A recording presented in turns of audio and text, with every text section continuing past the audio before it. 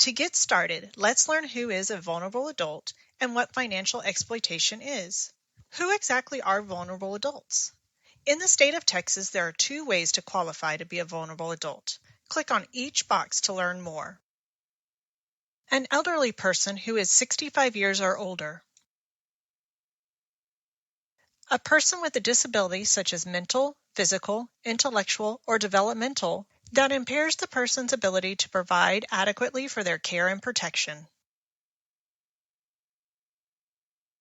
These adults are targeted because older adults may have accumulated assets. These adults may be more trusting and polite.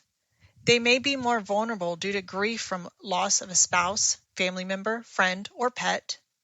They may be more reluctant to report exploitation by a family member, caregiver, or someone they depend on. They may be dependent on support from a family member or caregiver to remain independent. They may be unfamiliar with managing financial matters. They may not have planned for the potential loss of decision-making capacity. They may be cognitively impaired with diminished ability to make financial decisions or detect fraud or scam. They may fear retaliation by the exploiter.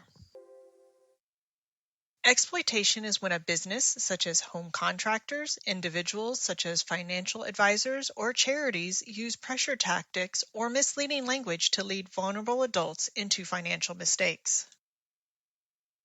Financial exploitation can also be committed by a trusted person who takes advantage of their relationship to get money from the senior. It is sad to think that 9 out of 10 perpetrators are family members and that the family steals 2 times as much as a stranger. Other trusted persons include friends or neighbors, home health care aides, and power of attorney or other agents with legal authority to manage their money or property.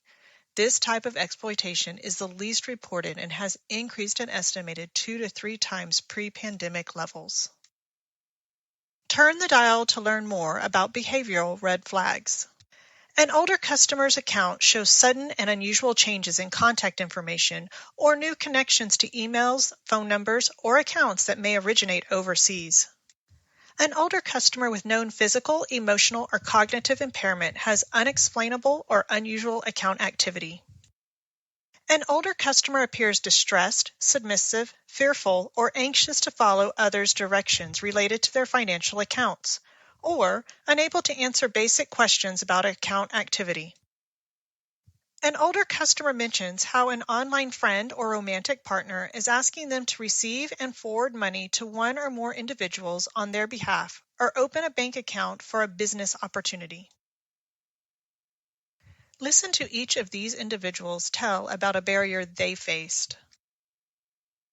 I didn't report when I was financially exploited because I was afraid.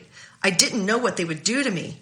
I didn't want to leave my home and everything and everyone that I know. Plus, who would believe me? I wouldn't even know the first thing about reporting. This is an example of an individual who is nonverbal. Thus, they have the inability to report. I can't believe my own daughter would treat me this way. I'm so ashamed this happened to me. I couldn't possibly tell anyone. I'm not going to report it. It was my own fault for not being more careful. I should have known better. It is really hard for me to get out of the house. I rarely see other people other than my family who takes care of me, and I don't have many friends anymore.